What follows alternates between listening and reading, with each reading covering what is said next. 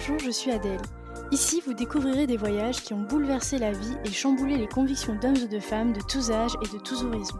Chaque semaine, je reçois un invité qui me raconte en quoi un pays a transformé sa vision du monde ou l'a poussé à quitter un mode de vie qui ne lui correspondait plus. Alors laissez-vous porter par le premier podcast qui raconte une histoire autour d'un voyage. Bienvenue chez les Frenchies autour du monde, le podcast des voyages qui ont du sens.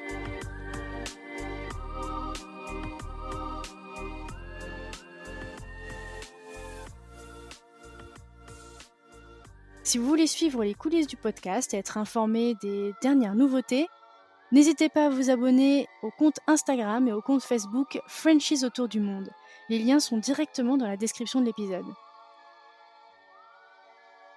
Le podcast est également diffusé toutes les semaines sur la web radio Allô la planète.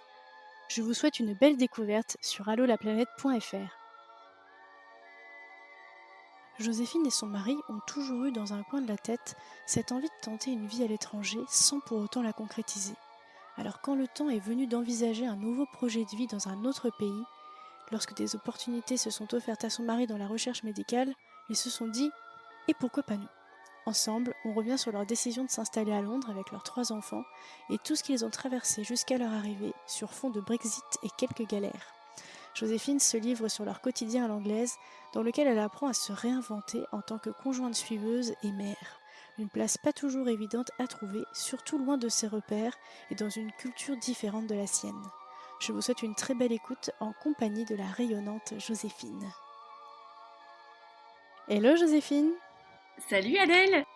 Bienvenue dans le podcast!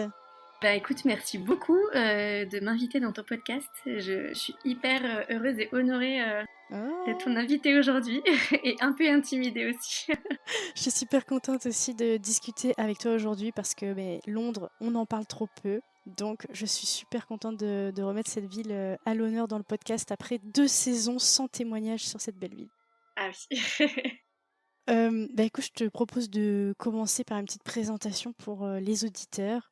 Donc nous donner ton prénom, ton âge, d'où est-ce que tu viens en France et puis nous dire un petit peu ton parcours pro en 2-3 mots. Je m'appelle Joséphine, j'ai 33 ans, donc j'habite actuellement à Londres avec ma famille, donc mon mari et mes 3 enfants. J'ai 3 enfants plutôt en bas âge, ma fille est née à 7 ans, après ma seconde à 4 ans et mon petit dernier à bientôt 2 ans. Je suis créatrice de contenu sur les réseaux et notamment sur Instagram, mais c'est pas mon métier principal. Avant de partir, j'ai infirmière. Je suis toujours infirmière, j'ai toujours mon diplôme, mais je n'exerce pas ce métier à Londres. Et là, je me suis un petit peu plus focalisée sur la partie création de contenu sur les réseaux sociaux. Ok, mais j'aimerais bien que tu nous en dises un petit peu plus, toi, sur l'origine de ta passion pour le voyage, justement. C'est vrai que je suis pas une très grande voyageuse à l'origine. Je viens pas d'une famille où on voyage beaucoup, beaucoup. J'ai pas le souvenir d'être partie avec mes parents en étant petite à l'autre bout du monde. C'était pas des choses qu'on faisait trop. On allait plutôt en voyage en France, tu vois, chez mes grands-parents, au bord de la mer, à la montagne, etc. Et c'est venu un petit peu après. Alors moi, je suis la dernière de ma famille. Je suis la dernière de 4 sœurs. Je suis arrivée bien après mes 3 grandes sœurs. Et je pense que mes parents ont peut-être lâché un peu de lest, dans le sens où ils m'ont laissé faire un peu plus de choses toute seule, on va dire.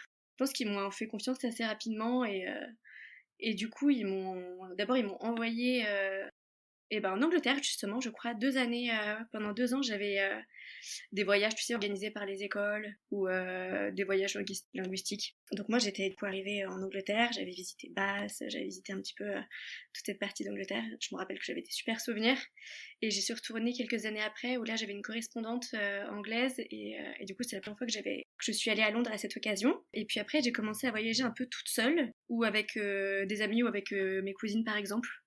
Donc ça a commencé par New York. Je pense que c'était mon premier grand voyage, tu sais, où tu prends un long courrier pour la première fois. C'était dingue. Enfin, tu peux regarder ton film, tu vois, t'as la nourriture qui arrive et tout. C'était génial. Je me rappelle que c'est un super souvenir, ça. J'étais avec mes cousines à l'époque. Et puis après, j'ai rencontré mon mari et c'est là qu'on s'est vraiment mis au... Enfin, c'est comme ça qu'on a vraiment eu le goût du voyage ensemble, finalement. Ah ouais, ensemble. Et qu'on a vraiment commencé, du coup, à aller à droite à gauche. Et maintenant, on fait quasiment un voyage par an tous les deux ou avec nos enfants. C'est génial. Et toi, quel type de voyageuse tu es donc quand tu pars comme ça J'imagine que ça a évolué maintenant que tu as les enfants en plus, c'est Ouais, ça a sûrement pas évolué, différent? mais alors j'avoue que je suis pas hyper aventurière dans l'âme. Je t'avoue que les trucs en bivouac, les grosses randos toute la journée et tout, c'est pas du tout mon truc. Je rêverais d'être comme ça, mais je pense que, je sais pas, c'est pas mon caractère. J'aime bien prendre mon temps, j'aime bien faire des visites, mais pas non plus trop dans la journée parce que, en fait, j'aime bien prendre le temps de faire les choses. Et aussi, j'aime bien avoir un petit confort, tu vois, d'avoir une chambre d'hôtel avec juste un bon endroit où dormir. Je crois que c'est ça, mais je suis une voyageuse du confort, on va dire. Tu vois, quand on est parti, on a fait un voyage avec Marie, c'était au Vietnam, avant qu'on se marie. C'était un super voyage. Mais je me rappelle, du coup, j'étais en galère parce que on dormait chez l'habitant. Il y avait des moments où on dormait chez l'habitant, il y avait des espèces d'énormes serpents dans des cages à côté de notre lit. Enfin, franchement, c'était. Mais je me rappelle, c'était horrible sur le coup. Et maintenant, c'est des tellement bons souvenirs. Mais je me dis, mais plus jamais je pourrais faire ça. Et déjà, comment est-ce que j'ai pu faire ça à l'époque? Donc, non, je suis pas une très très grande aventurière dans l'âme. Et mais comment vous êtes rencontrés, avec votre mari alors? Avec mon mari, on s'est rencontrés au lycée. On était dans le même lycée à Orléans, parce que moi je viens de cette ville qui est Orléans. Je suis partie à 18 ans. Après, on s'est séparés quelques années parce que lui est parti en Suisse. Il est suisse d'origine et il est reparti en Suisse pour faire ses études. Du coup, on s'est séparés pendant 5 ans et on s'est retrouvés 5 ans C'est après beau! dans la belle ville de Paris où j'ai fait mes études. Et après, on a aménagé ensemble, voilà, au bout de, je sais même pas, on s'est remis ensemble et un an après, on était fiancés, on habitait ensemble et on s'est mariés dans la foulée. Waouh! Et du coup, qu'est-ce qu'il fait dans la vie? Parce que je pense que ça va un peu nous intéresser pour la suite. Ouais, alors il est médecin et il a fait sa spécialité en cancérologie. Et ce qui l'intéressait, c'était de faire de la recherche à l'étranger pour voir un petit peu ce qui se faisait. Donc il a toujours fait ça en Suisse. Et le fait d'être dans une grande ville comme Londres, bah, en fait, plus c'est une grande ville, plus il y a de cas médicaux. Et du coup, plus il y a matière à faire de la recherche. Donc c'est pour ça que voilà, que ça l'intéressait d'être dans une ville aussi grosse que Londres. Mais alors du coup, quand vous vous mettez ensemble et que donc, est-ce que ça vient rapidement finalement, dans vos discussions, le fait que lui, il aimerait aller vivre à l'étranger pour ça? Non, ça vient pas rapidement parce que enfin, on a eu des enfants très vite après notre mariage. Donc je pense que on s'est un peu focalisé sur les enfants, sur moi, le fait est-ce que je travaille pas. Donc j'ai plusieurs fois arrêté, repris, etc. Et puis lui, c'était plutôt au fil de sa carrière, il a vu que là, ça pouvait vraiment devenir intéressant. Après, je crois qu'on a toujours voulu dans nos têtes, mais un peu en rêve, de vivre à l'étranger. Mais je pense pas que le fait que ça se concrétise, je pense pas que c'était dans nos têtes aussi vite quand on s'est remis ensemble. Je pense que c'était plutôt de l'ordre du fantasme au début, et après, quand on a vu que c'était peut-être réalisable, bah là, en fait, on s'y est mis à fond. Là, on s'est dit, bah carrément, en fait, s'il y a une opportunité, il faut la vivre parce que en fait, vivre une fois dans sa vie, c'est juste génial, et on ne sait pas si ça pourra se reproduire un jour. Donc ouais, une fois que c'était lancé, là on s'est dit que bah, il fallait tout faire pour que ça marche. Mais alors du coup, on va revenir justement dans le contexte un peu de comment ça s'est fait. Est-ce que tu peux nous dire, ouais, où vous en étiez dans le perso finalement et puis, au niveau de sa carrière aussi, quand il y a Londres qui se présente à vous? Et comment ça se présente à vous d'ailleurs? Marie, il avait la possibilité, en fait, il pouvait choisir un petit peu où il voulait aller parce que ce qu'il y avait à faire, c'était de démarcher des hôpitaux pour savoir s'il y avait besoin d'un médecin-chercheur. Lui, il est venu à l'étranger avec une bourse, donc en fait, c'était même pas faire une demande pour être salarié dans un hôpital parce qu'il venait avec son propre financement. Donc les possibilités étaient quand même assez vastes. On avait pensé avant de partir au Canada, on avait pensé aux États-Unis, il y avait l'Allemagne aussi. Moi, l'Allemagne, ça m'intéressait pas tellement. Et il y avait Londres. Et du coup, il a démarché plusieurs personnes et pour tout ce qui était d'un point de vue personnel, nous, Londres, c'était en fait ce qui nous correspondait le mieux. Même si je pense qu'on aurait bien aimé aussi partir un peu plus loin, tu vois, les États-Unis, je pense que j'aurais bien aimé aussi. Mais je pense que c'est vraiment ce qui nous correspondait le mieux avec la famille. Ouais, du coup, non, c'était le bon endroit au bon moment. Après, tout ça, ça s'est un peu concrétisé au moment où moi j'ai eu mon troisième bébé. C'est pas le plus simple de partir avec des enfants en bas âge, mais en fait, c'était maintenant ou jamais. Soit tu pars, tu fais en sorte que ben tu pars avec toute ta famille, tu sais que tu as une organisation de malade à prévoir, mais c'est soit ça ou soit rien en fait. Soit tu pars pas, et dans ce cas-là, ben, voilà, on reste de notre ville. Avant de partir à Londres, on habitait à Annecy, donc soit on reste à Annecy, dans une ville qu'on adore, et dans ce cas-là, bah, ça bouge pas trop, ou Ouais. sinon on tente l'aventure de partir et on y va à fond, et en effet, bah, du coup, il y a les enfants qui rentrent dans la boucle, et il faut tout prévoir pour que tout le monde soit bien aussi quand on part, quoi. C'est ça. Et toi, tu avais quelle vision de Londres? Donc, tu disais que tu étais déjà allé en voyage. C'était quoi ton rapport avec Londres? Écoute, Londres, c'est une ville que je connais plutôt bien parce que je pense que j'y suis allée moins d'une dizaine de fois, mais j'ai dû y aller peut-être 6 ou 7 fois avant d'y habiter. J'y suis allée toute seule, j'y suis allée pour voir avec des copains, j'y suis allée avec mon mari. C'est trop marrant parce qu'en fait, on a fêté Noël il y a 7 ans à Londres avec mon mari. C'était une période où j'étais enceinte, mais je le savais pas encore, de ma première fille. Je me rappelle en fait de certaines odeurs, de certains trucs que j'avais achetés, etc. C'était un moment où, je sais pas, j'étais hyper malade en plus juste après. Et du coup, pendant plusieurs mois, voire plusieurs années, en fait, dès qu'on me parlait de Londres, j'avais comme des nausées qui revenaient. J'ai dû jeter tout ce que j'avais acheté pendant cette période. J'avais acheté des super jolis carnets en Liberty. Et ben, tout ça, j'ai tout foutu à la poubelle parce que je pouvais plus les voir, en fait. Ça me rappelait tellement ces moments où... Enfin, peut-être que toi, tu connais ça maintenant, mais il y a des trucs que tu peux plus, en fait, voir même en vision au début de ta grossesse. Et en fait, ça a mis du temps à revenir quand on me parlait de Londres. Je disais, mais je veux pas en entendre parler de cette ville. Ne me parlez pas de cette ville, franchement.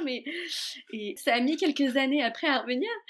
Et tu vois, c'est bon, maintenant on y habite, j'ai plus de Ouais, soucis, c'est bon, ça y est. heureusement.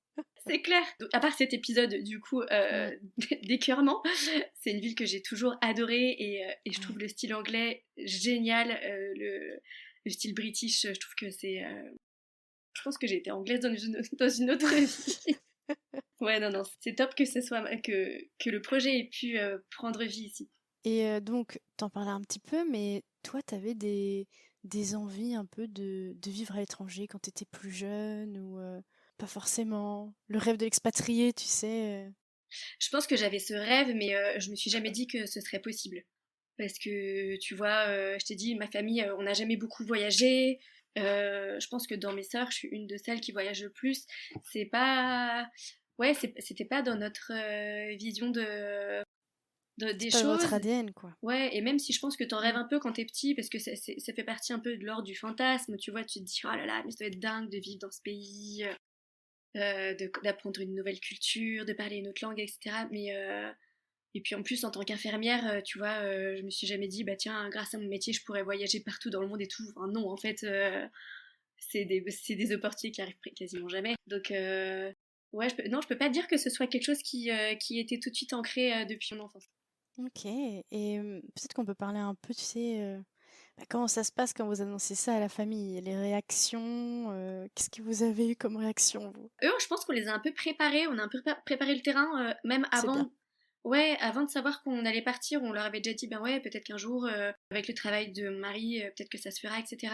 Et puis en fait, il y a eu beaucoup d'étapes quand même qui se sont faites avant qu'on dise vraiment, ça y est, on part.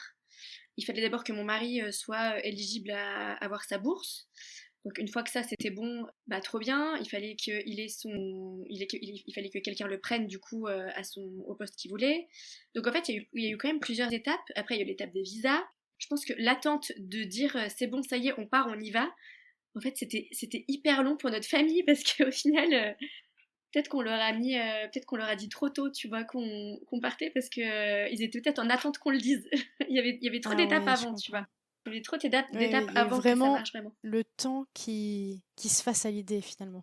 Ouais, carrément, il y a vraiment eu le temps. Ça s'est vraiment fait en douceur parce que on a vraiment pris le temps de leur expliquer les étapes qu'il y avait Ouais. avant qu'on parte et toutes les étapes par rapport au fait que mon mari soit pris dans un service par quelqu'un qui l'emploie entre guillemets, enfin qui le prenne dans son service. Après l'étape où il fallait qu'il obtienne sa bourse parmi plein d'autres personnes qui l'a demandé aussi en même temps. Et après l'étape des visas où il fallait qu'on ait nos visas et en fait ça a été tellement long à obtenir. Je pense que notre famille a vraiment été très bien préparée à l'idée qu'on parte. Et finalement, ça s'est vraiment fait en douceur. Peut-être que tu peux nous parler de comment ça se passe là, les visas maintenant, parce que vu que l'Angleterre a quitté Ouais, l'Union européenne, c'est un peu beaucoup même compliqué. carrément. Ouais, c'est carrément Ouais, compliqué. Ouais, ils sont partis, je sais pas, il y a 2 ans. C'était avant le Covid, je crois, ou alors juste après, je sais plus trop. je crois que c'était avant. C'était avant peut-être. Et là, on commençait à se dire, tiens, bah, peut-être on partira à Londres, etc. Et on commençait à se dire, bah, on part, mais ça va pas être facile. Et surtout, du fait que mon mari, lui, ne soit pas employé par une boîte, parce qu'en général, depuis le Brexit, du coup, ce sont les boîtes qui s'occupent des visas des personnes qui viennent travailler en Angleterre. Ou alors sinon, tu as plusieurs sortes de visas. Tu as le visa touristique, évidemment, qui dure 6 mois. Tu as le visa étudiant, je sais plus combien ça dure. Et en fait, mon mari, du coup, lui a dû trouver une autre demande de visa, une autre sorte de visa. Tu vois, on devait partir l'année dernière, on devait déménager en octobre. Et dans nos têtes, on s'était dit, bon, mais ça va le faire, ça va pas être si long. On avait regardé sur internet, tu vois, si tu faisais cette demande de visa, ça prendrait à peu près 2-3 mois en tout. Et du coup, quand on avait vu ça en juillet, on s'est dit, bah c'est bon, on lance ça en juillet, on aura les visas à temps quand on partira en octobre, pas de soucis, machin. Et en fait, ça a été carrément plus compliqué parce que mon mari n'avait pas le bon visa qu'il fallait demander au service d'immigration. L'hôpital qui l'embauchait, entre guillemets, enfin qui le prenait, leur disait bah non, nous on s'occupe pas des visas comme ça parce que c'est pas nous qui vous employons, donc il faut trouver une autre sorte de visa, machin. Donc Marie a dû prendre un avocat spécialisé dans l'immigration pour s'occuper de ça. Il faut se dire quand même que l'année dernière c'était encore le début du Brexit. Et en fait, même les avocats n'étaient pas au courant de tout ce qui se faisait. Mon mari, par exemple, lui, c'était un des premiers à arriver en Angleterre avec un visa, enfin avec une demande de visa et sponsorisée par personne et en fait juste avec sa bourse, tu vois. Donc tout ça, ça a été hyper long. Donc on devait arriver en octobre. Finalement, on a vu qu'en octobre, eh ben, ça le ferait pas du tout, qu'on pourrait pas arriver en octobre. Alors on aurait pu déménager à Londres, hein. On aurait pu arriver, mais en fait sans visa, c'est quand même, tu rentres quand même du coup illégalement sur un territoire. Tu Tu vois, peux avec pas un vrai attendre déménagement et tout, c'était. en visa ah oui, en visa touriste de toute Bah, façon, en oui, visa touriste, tu peux pas arriver avec tes meubles on quoi. y a pensé, mais en fait, le visa touristique, c'est que, ben, tu vois, quand t'arrives avec tes meubles, quand t'arrives avec tes 3 enfants, dont deux qui Ouais, sont ouais, ouais. scolarisés, en fait, les écoles. Alors, après, les écoles, elles sont pas trop regardantes. Ça la fout quand même mal, tu vois. Nous, on voulait quand Ouais, même ouais, rester ouais. dans les clous, dans les règles. On voulait vraiment se dire qu'on était là, bah, qu'on était chez nous et qu'on n'avait pas D'être le risque serein quoi. d'être Ouais, expulsé, ouais. tu vois, 2 mois après, alors qu'on s'était préparé. C'était pas possible, quoi. Ouais, ouais, ouais. Et du coup, donc à Annecy, avant qu'on parte, on a mis notre appartement en vente en juin. Donc notre appartement est parti super vite, qui est vendu en octobre. Et on se dit, bah merde, on est en septembre. Clairement, on n'arrivera pas en Angleterre en octobre. Vous avez plus de logement en On n'a plus France? de logement en France. Mais franchement, c'était il y a un an. C'est marrant parce que j'y ai pensé il y a pas longtemps. C'était il y a pile un an. Et franchement, il y a un an, on n'en menait vraiment pas large. Parce que du coup, on avait prévenu les écoles des filles qu'elles seraient déscolarisées. On avait inscrit du coup Ouais, dans les nouvelles tout écoles. était enclenché. Tout était enclenché, sauf on était bloqués. On était vraiment bloqués. On s'est demandé si on n'allait pas revivre. Je sais pas, chez mes parents, le temps Oh là là. qu'on parte. Du coup, j'avais appelé toutes les écoles à Orléans, les écoles où mes enfants auraient pu être pris. Je me rappelle, je pleurais au téléphone avec les directrices. En plus, personne n'avait de place, Ouais. évidemment. Tu sais, quand t'arrives, Ouais, t'es ouais, là, bah ouais. non, c'est pour inscrire mes enfants à l'école, mais ce serait que pour peut-être un mois ou deux, ou en fait, on sait pas, si ça se trouve, on partira jamais. C'était franchement difficile. Et puis finalement, on a réussi quand même à trouver un petit appartement à louer pendant 2 mois à Annecy. Le truc inespéré, une fille adorable qui m'avait proposé son appartement. Elle l'avait jamais mis en plus en location avant nous. Tout meublé, à côté des écoles, vraiment dans le centre, donc en fait trop pratique pour nous. Donc on a fait notre période, tu vois, de l'Avent et de Noël dans cet appart. Et on savait toujours pas si on allait partir ou pas, tu vois. Donc on avait mis tous nos meubles en garde-meubles. On avait gardé que le nécessaire pendant 2 mois. Alors moi, j'avais quand même gardé beaucoup de choses parce que je me disais putain, mais en fait on a quand même besoin de ça, on a quand même besoin de ça. Oui, au fur et à mesure, t'as besoin de déballer des trucs, quoi. Bah ouais, c'est clair. En plus, c'est Noël, du coup, t'as tous les cadeaux. Je voulais quand même garder des décos de Noël, donc j'avais gardé mon carton déco de Noël, tu vois. Non, mais c'est bête, mais oh, t'as envie aussi un peu de te sentir chez toi, dans un endroit où t'es pas chez toi.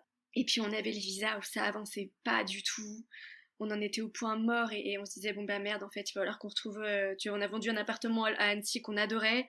Donc, j'ai commencé à faire des recherches d'appartements à Annecy à louer, mais des recherches pour louer en long terme, tu vois. Donc j'ai visité quelques trucs et je pense une semaine après mes recherches d'appart à Annecy, on a la réponse des visas, donc c'était début décembre. On a la Oh, réponse des avant visas l'arrivée du Père et Noël. ça y est, ouais, franchement, ça y est, c'était un oui. En plus, ils auraient pu dire non, tu vois, donc en fait, jusqu'au bout, tu vois, jusqu'au bout du bout. Et là, c'était un oui, donc c'était un soulagement de Soulagement. fou, franchement, Mm. on en a pleuré avec Marie tellement on était soulagés et tellement notre vie pouvait reprendre. C'est ça. Pardon pour ce grand monologue. Et alors, moi, je me demandais par rapport à ton travail, comment tu te projettes, toi, pour la suite, là, pour cette vie à Londres, finalement, Alors, professionnellement? Qu'est-ce que tu envisages? moi, juste avant de partir, j'avais trouvé un travail à Annecy. Alors, j'ai toujours travaillé à plusieurs endroits différents. Tu vois, j'ai jamais été en poste à l'hôpital pendant des années, des années. J'ai fait plusieurs postes à chaque fois différents. Donc, en partant d'Annecy, du coup, j'avais trouvé un petit travail top qui était un institut pour les jeunes enfants handicapés, donc en tant qu'infirmière un peu scolaire, mais avec une partie un peu plus médicale qui me plaisait beaucoup. Et je suis tombée enceinte de mon troisième pile à ce moment-là. Du coup, Ah, ils m'ont pas gardée, ouais. Mais bon, c'est pas grave. Mais du coup, je n'envisage pas de reprendre un travail en tant qu'infirmière à Londres parce que je sais même pas, tu vois, s'il y a besoin d'avoir un. Tu sais, parfois, il faut avoir ou faire un petit stage ou quelque chose comme ouais, ça. des Je sais équivalences de diplômes. qu'ici, Ouais, c'est ça. au Québec, elles doivent faire un stage de... Enfin, les infirmiers, pardon. Les infirmiers doivent refaire un stage, je crois que c'est 3 4 mois ou quelque chose Ah comme ça, ouais, bah c'est sûrement. pour pouvoir après Sûrement. travailler normalement. Ouais, parce que t'as ça. J'avais travaillé un peu en tant qu'infirmière en Suisse, du coup là j'avais passé une équivalence de diplôme, donc pour être reconnue infirmière travaillant en Suisse. Et là, du coup, je pense que c'est un peu la même chose qu'il faut passer, plus en même temps un test d'anglais. C'est ça qu'il y a la langue là. Ouais, c'est ça. Et en fait, tu vois, comme là j'ai mes 2 enfants à l'école et je garde mon dernier avec moi, et en fait les frais de garde ici sont assez chers. Donc du coup je le garde avec moi toute la journée et j'en profite, tu vois, j'en profite tant qu'il est petit. Pour l'instant ça va, ça marche. Parfois, j'essaie de trouver des petites solutions de garde, tu vois, des babysitters de temps en temps, ou des copines qui dépannent, etc. Mais non, Mais toi, du coup, t'étais à l'aise avec cette idée de te dire, bon, bah, là, je travaille plus et c'est juste mon mari qui fait le job, Ouais, quoi. bah écoute, finalement oui, parce que j'ai été un peu maman au foyer déjà même avant de partir. Donc c'était un peu la suite logique des choses où je me disais, bah de toute façon, ça sert à rien qu'on se fasse un peu chier, entre guillemets, pardon, avec des nounous. Ici aussi, Mhm. l'école finit à 15h, c'est quand même relativement Ah oui, tôt. Donc ça veut dire qu'il faut que quelqu'un aille chercher les enfants à l'école à 15h. Ça veut dire s'occuper des devoirs. C'est marrant parce que depuis le début, même avant qu'on parte, je me suis toujours dit, mon job ici, ça va être de faire en sorte que toute ma famille soit bien. Faire en sorte que mon mari fasse son boulot comme il faut. Moi, je m'occupe de l'intendance de la maison. Je m'occupe, je sais pas, de la paperasse, enfin, tu vois, des choses plus en lien avec notre vie perso. Je veux faire en sorte que je sois présente pour les enfants, d'aller les chercher à l'école, de faire des activités avec eux.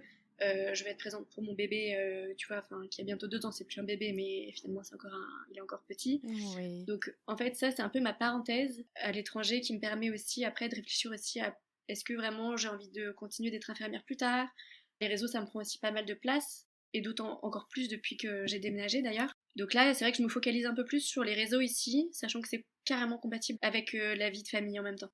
Et ouais, je comprends. Donc tu te réinventes un peu, finalement, à Londres, quoi. Bah écoute, ouais, c'est une autre organisation et du coup, ben, je pense que ça en découle naturellement. C'est que, en plus, j'aime beaucoup ça, tu vois, j'aime beaucoup prendre des photos, j'aime beaucoup mettre en scène des objets, des choses, des trucs, même des vêtements, un peu de la mode, etc. On aime beaucoup, beaucoup aussi faire des visites de Londres et tout ça. Donc c'est vrai que je le documente vachement sur mon compte. Et c'est aussi des trucs qui prennent finalement vachement de temps. Donc, sur une journée, j'ai quand même pas mal de temps où je vais être là à bidouiller, retoucher des photos, à faire des photos, etc. Donc c'est aussi du temps où je m'occupe pas forcément à fond non plus de mon fils. Donc tu vois, ouais, finalement, il faut que je trouve une nouvelle organisation. Et là, en ce moment, c'est vrai que je trouve que c'est bien. C'est une bonne orga. J'arrive à tout concilier et c'est chouette. Ouais, c'est ça, de trouver un peu la balance, quoi. Voilà. Et peut-être parler aussi un peu plus des enfants, finalement. Comment est-ce que vous les avez préparés à ce départ? Parce qu'ils sont encore si petits en plus. Comment est-ce qu'on aborde ça avec les Ouais. enfants? Alors, c'est surtout par rapport aux 2 premières, parce que le dernier, il a pas trop encore le. Ouais. Oui, ouais, oui. Je pense qu'il se rend compte de rien. C'est bon, toi qu'il est C'est avec pas sa trop mère, ça difficile va. encore, hein. C'est clair. Tant que je suis pas loin de lui, c'est bon. Et on peut partir au bout du monde, ce sera ok. Non, surtout c'est les 2 premières. Écoute, ça c'est franchement, elles ont pris ça hyper bien.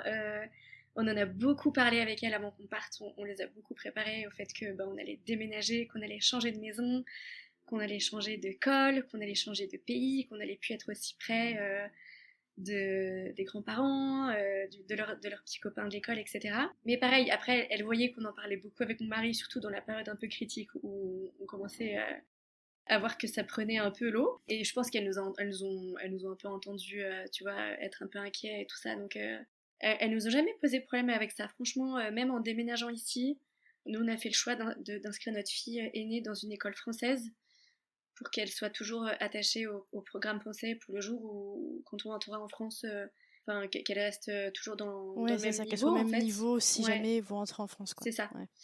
Et du coup, le fait qu'elle soit dans une petite école française, elle est dans un petit cocon, en fait, clairement, dans une école enfin, privilégiée, tu vois. Enfin, elle, pour le coup, Ça s'est tout de suite super bien passé, elle a été hyper bien accueillie, les maîtresses étaient trop gentilles.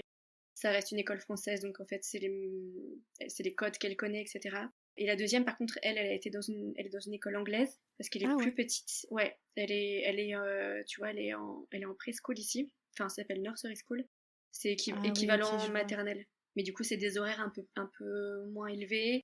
Et puis, ils sont pas du tout à leur bureau comme en France en maternelle. Là, tu vois, elles jouent tout le temps dehors. Ils font l'école de la forêt tous les jeudis. En ce moment, ils font la forest school. Oh, ça, c'est tout un truc, mais c'est génial. Franchement, il y a tellement de bonnes idées à ramener après en France. Mais pareil, du coup, elle, le fait que ce soit des trucs hyper en lien avec la nature, avec des activités manuelles, etc. Ça lui a carrément plu. Même si la langue, ça a été compliqué au départ, là ça va carrément mieux, mais au départ ça a quand même été chaud. Non, les enfants se sont super bien adaptés et ils n'ont pas posé de problème quand on leur a annoncé qu'on partait.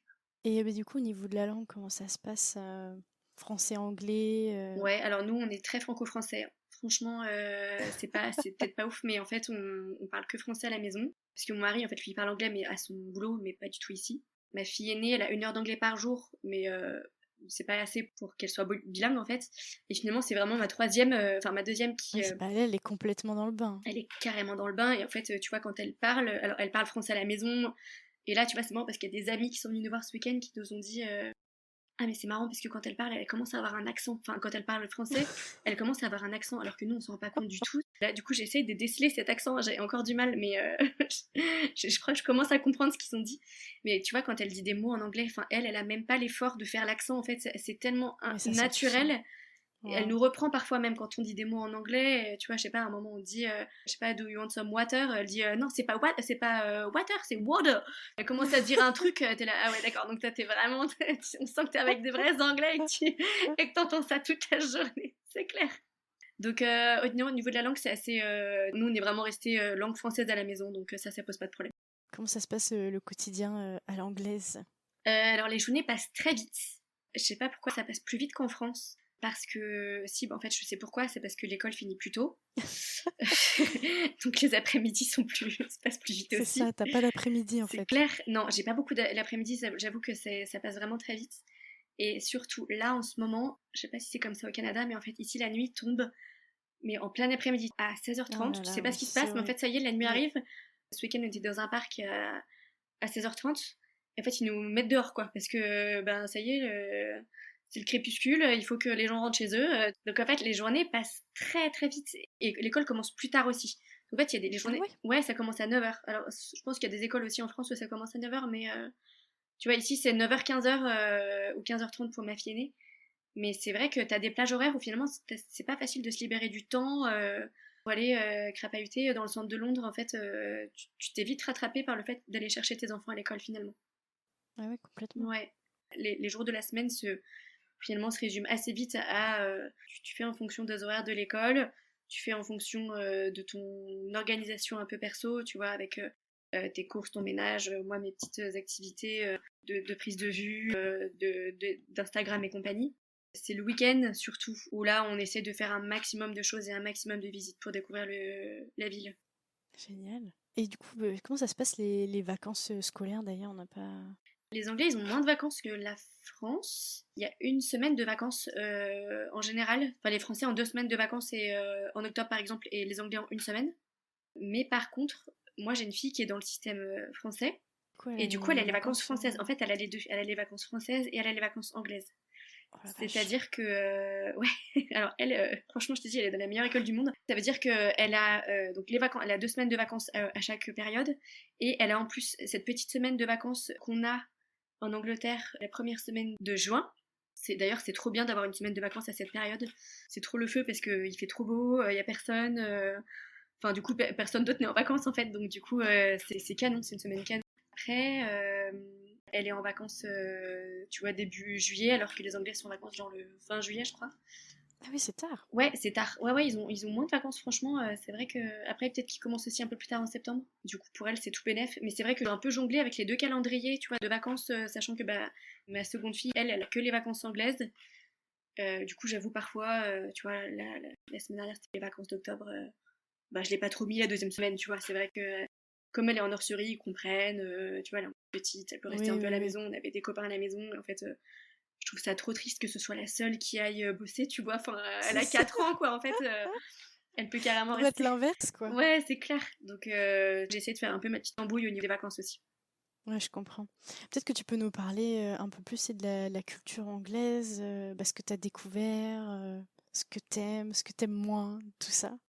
Et écoute, que te dire à ce propos, c'est un pays un peu, c'est le pays de la contradiction, je trouve, l'Angleterre, parce que t'as tout le côté où ils adorent regarder les traditions, tu vois, tu vois, même avec la famille royale, il y a quand même un engouement. Alors, il y a pas tous, hein, je dis pas que c'est général, tu vois, il y en a plein qui sont contre, tu vois, la monarchie et tout, mais l'année dernière, du coup, il y avait le couronnement du roi Charles et franchement, t'as quand même tout le monde joue le jeu. Enfin, après, t'as Ça évidemment doit être incroyable à vivre quand c'était même. dingue. Franchement, j'étais tellement contente d'avoir pu vivre ça. J'y suis allée le jour J. Enfin, c'était génial. Franchement, ça va être un de mes meilleurs souvenirs de cette expat, je pense. Mais en fait, ils jouent le jeu, les Anglais. Quand ils vivent à fond les événements, je trouve ils jouent quand même facilement le jeu. Les magasins sont décorés de manière incroyable. Tout, les devantures, les pubs, les hôtels, même les maisons. Là, il y a Noël qui arrive, j'ai trop hâte de voir toutes les décorations Noël, j'ai trop hâte de voir... Je sais pas, ils savent célébrer les trucs. En France, on a moins cette culture de... Pas du tout, hein. Mais non, et ça, c'est vrai qu'il y a un côté hyper festif, hyper joyeux, bon enfant, friendly, Ça fait du bien. et ça fait vachement de bien. Et je trouve que ça renvoie un message positif. Enfin, ça renvoie vachement un message positif. Et à côté de ça, ils ont aussi le côté très ouvert d'esprit. Dans la rue, quand tu vois des gens avec des cheveux bleus, bah, tu t'en étonnes pas en fait. C'est comme ça. Chacun est comme il est ici et les gens, ils vont pas se retourner parce que quelqu'un est sapé bizarrement ou alors comporte un peu bizarrement aussi. Et je Ouais. trouve que c'est carrément plus ouvert. C'est une richesse de fou. Et je suis contente même que les enfants voient ça parce que tu vois, quand t'es dans des petites villes de province françaises, tu peux pas trop voir ça et je trouve que c'est beaucoup plus jugeant. Alors que ici, bah, en fait, tu sais que, je sais pas, les gens sont comme ça, chacun arrive à vivre les uns avec les autres et c'est très bien. Ça, on adore. Et puis après, pour le côté culturel, écoute, on essaie de faire à fond les musées, on essaie de faire à fond la découverte de l'Angleterre au sens large. Tu vois, on est parti en Écosse l'année dernière avec les Ah, mon enfants. rêve. Ouais, c'est canon. Franchement, enfin, c'est vrai que c'est vraiment canon, quoi. Pour les paysages, je peux que recommander d'y aller parce que c'est hyper beau. Tu vois, c'est de la nature Mm. au sens large. Tu respires, t'es dans un. T'as l'impression d'être au bout du monde en fait et que t'es pas emmerdé par personne, quoi. Tu vois, non, mais je sais pas. Nous, quand on y était, on n'a pas ouvert les infos pendant une semaine. On était dans notre bulle. Dans votre bulle, ouais. Oh là là. C'était canon. La culture en plus écossaise est dingo. Enfin, tu vois, tout ce qui est tartan. Moi, je suis fan de tartan. J'étais comme une malade dès que je vois du tartan. Donc non, c'était canon. Voyage, vraiment voyage que je recommande, c'est l'Écosse. On aimerait bien faire un autre petit voyage avec les enfants en avril prochain. On sait pas trop encore. On voudrait rester du coup évidemment sur le côté anglais. Donc on sait pas si on fait le centre de l'Angleterre ou si on se dirige plutôt vers l'Irlande. On sait pas trop Tant encore. qu'à faire, franchement. Bah en fait, tant qu'à faire, et puis on se dit, est-ce que plus tard, est-ce qu'on reviendra dans ces coins du monde? On ne sait pas.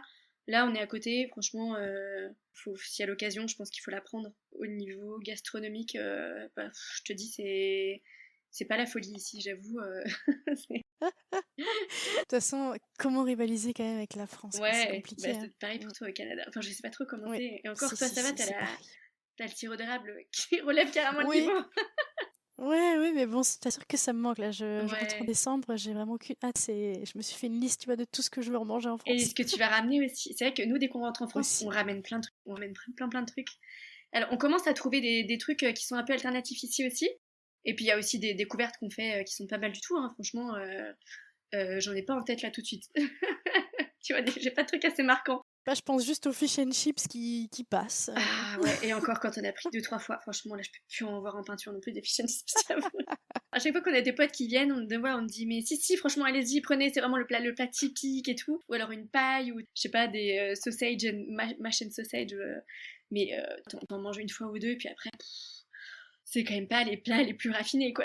Ouais, c'est sûr. Mais après, dans les supermarchés, tu trouves quand même de tout. Puis même si les prix sont quand même globalement plus chers, je trouve, surtout quand tu veux bien manger, quand tu veux prendre des produits un peu plus bio, un peu plus naturels et tout ça, tu sens que le prix quand même augmente et est un peu plus important qu'en France. Puis avec l'inflation en plus qui s'ajoute à tout ça. Carrément, ouais, c'est vrai que l'Angleterre n'a pas été épargnée. là, les prix commencent un peu à baisser, j'ai l'impression.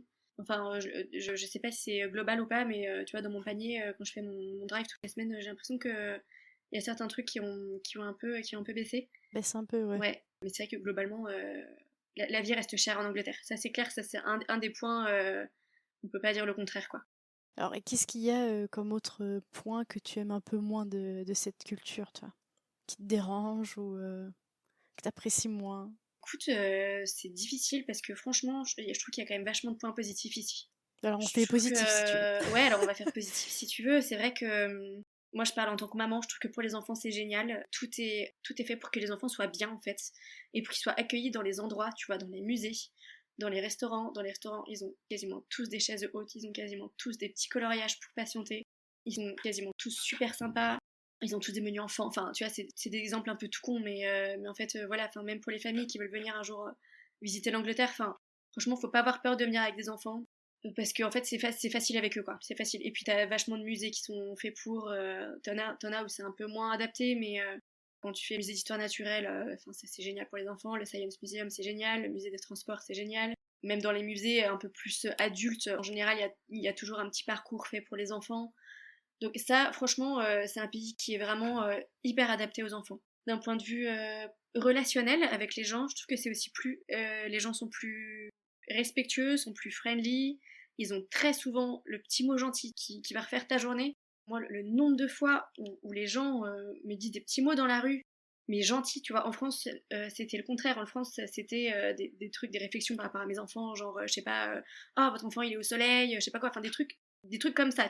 J'espère que t'auras pas, enfin, peut-être qu'au Canada, ce sera pas comme ça, peut-être que toi, t'auras pas ce genre de...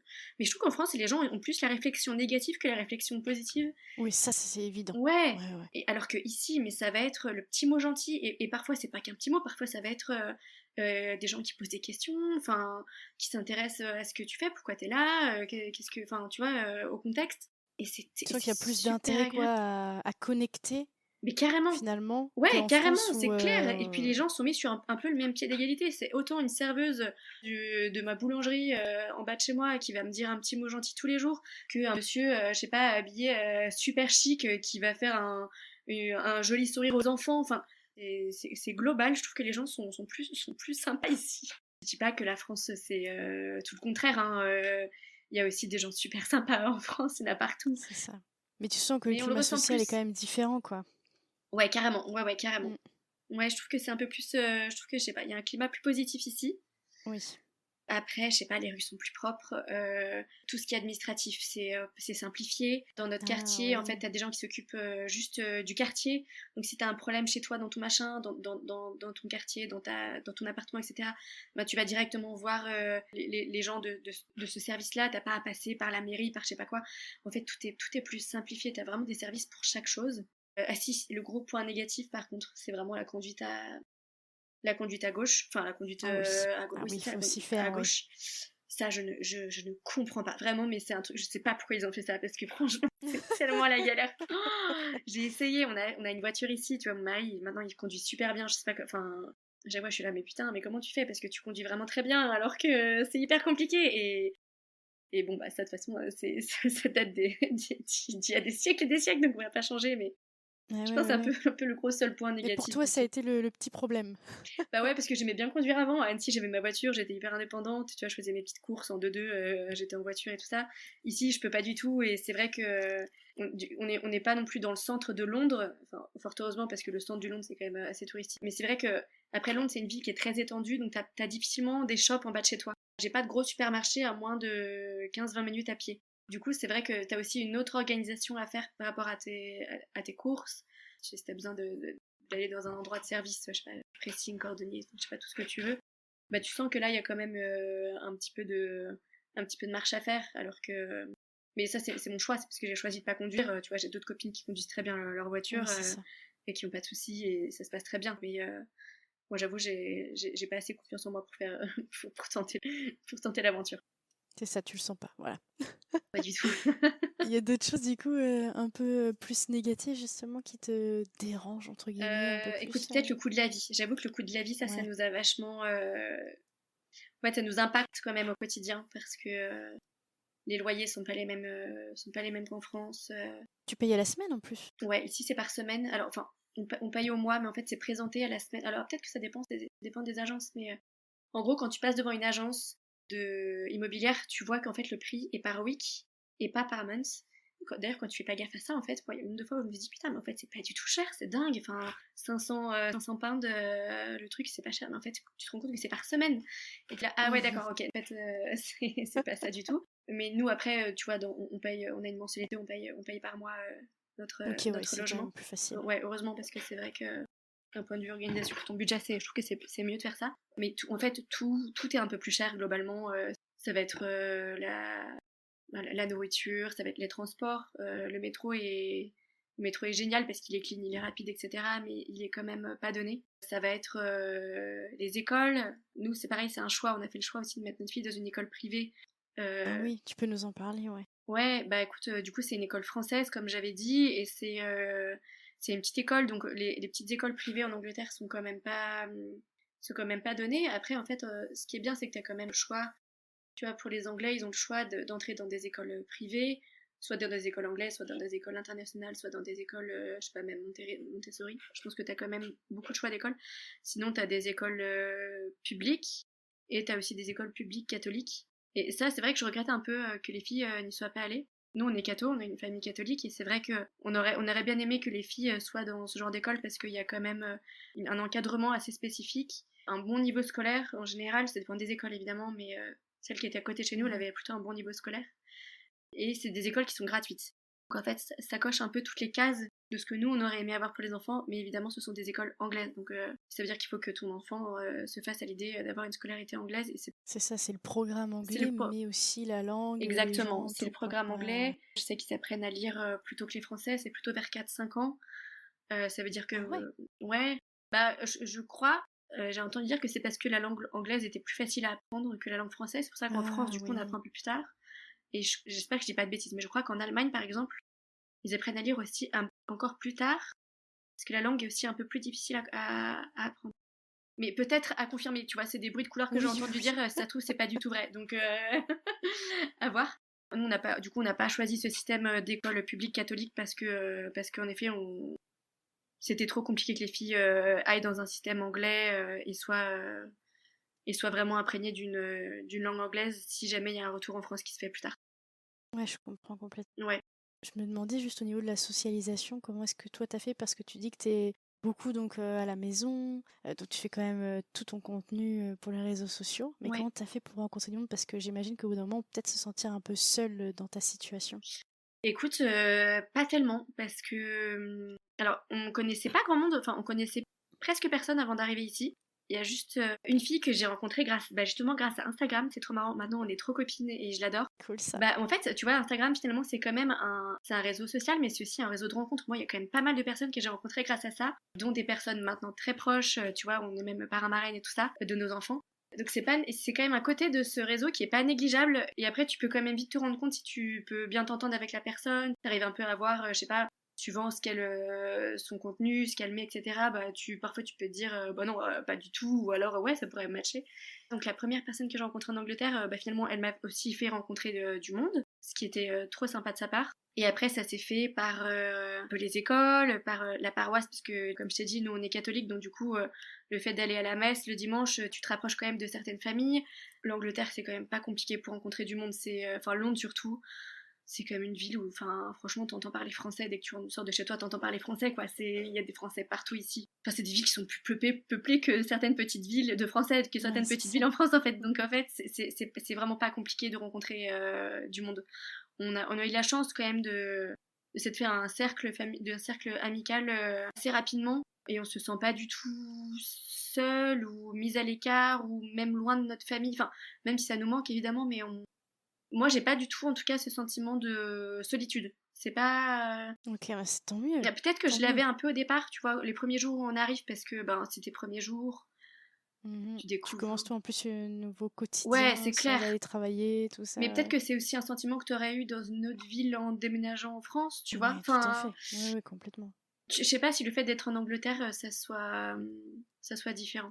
Et tu vois, c'est trop marrant parce que Le jour de notre déménagement, du coup, j'avais publié une petite story sur Insta. J'avais mis par la fenêtre, tu vois, je sais pas, genre le camion de déménagement qui arrivait. Et en fait, on voyait un peu les maisons derrière, les maisons de notre lotissement. Et là, je reçois un message sur Instagram d'une copine, que je connaissais pas du coup à ce moment-là, mais Du qui coup, qui est n'était pas devenue une encore ta copine. copine. C'était pas encore ma copine.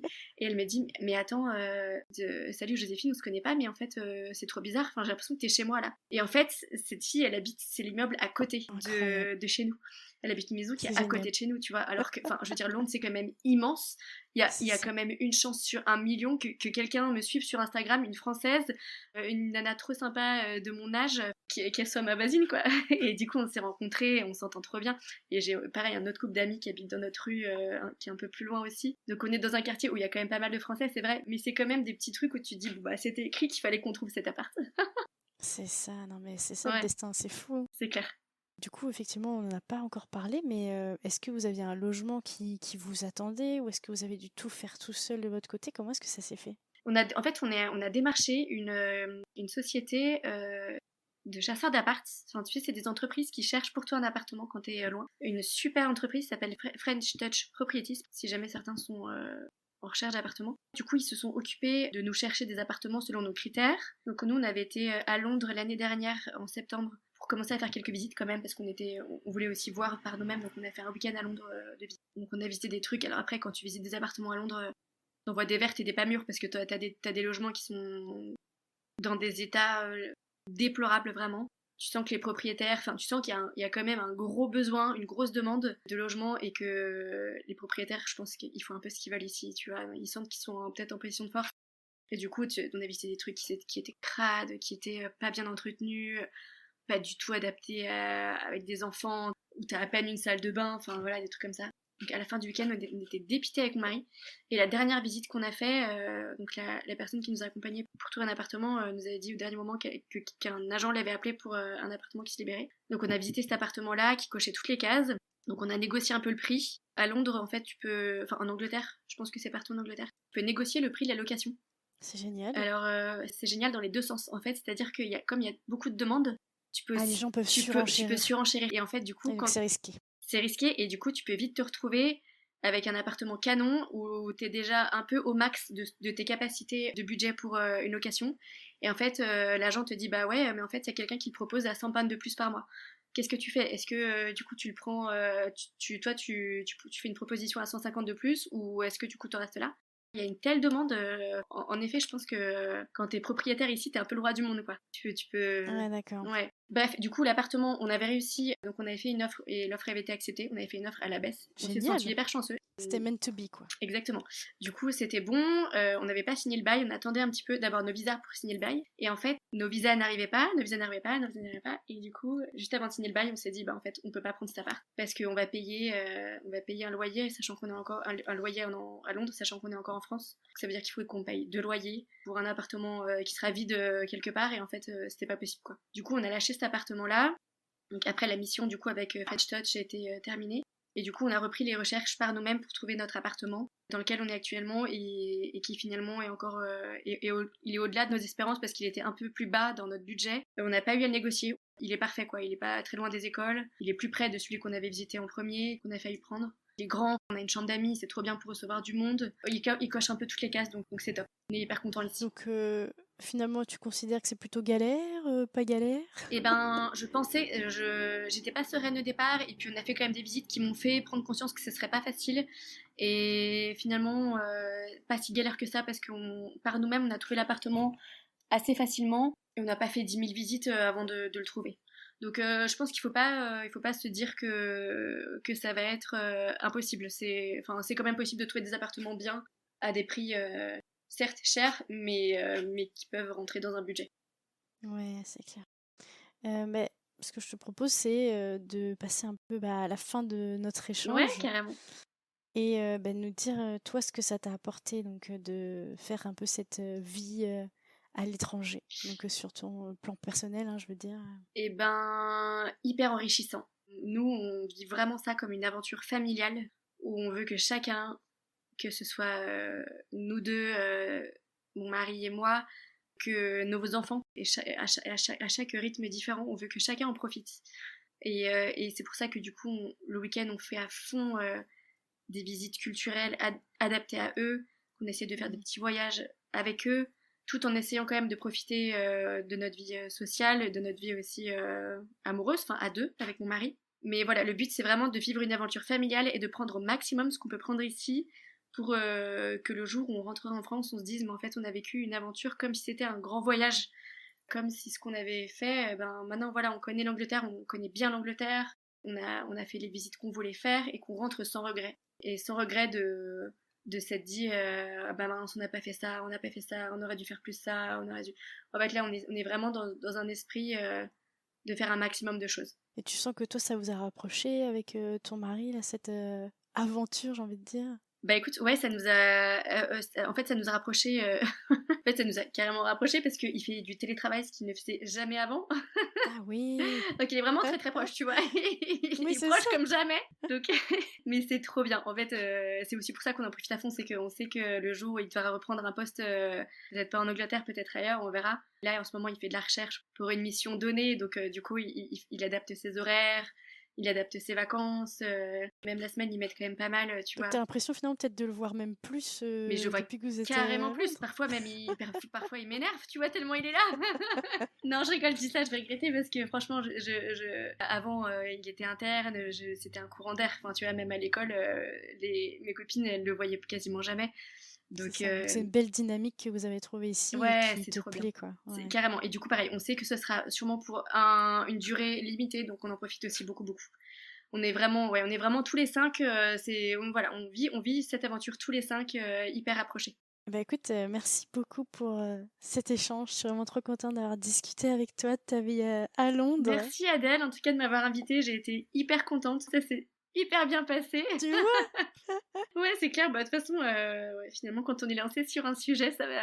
Après, ça va C'est vite. ça. Si j'ai un conseil à donner, c'est que si jamais il y a une opportunité qui se présente, enfin, évidemment, il faut réfléchir parce que c'est quand même de l'organisation et c'est quand même. C'est pas anodin de partir à l'étranger, mais en fait, c'est une telle richesse personnelle, c'est une telle richesse familiale quand on part en famille que je pense qu'il faut quand même. S'il y a des opportunités, il faut les prendre. C'est trop bien de vivre ça, en fait, une fois dans sa vie. Donc ça, c'est ton petit mot de la fin pour les Exactement. personnes qui nous écoutent, qui aimeraient aussi vivre à l'étranger et qui n'osent pas franchir le cap. Bah, Ouais, c'est merci clair. beaucoup. Merci beaucoup, Adèle. À bientôt. À bientôt.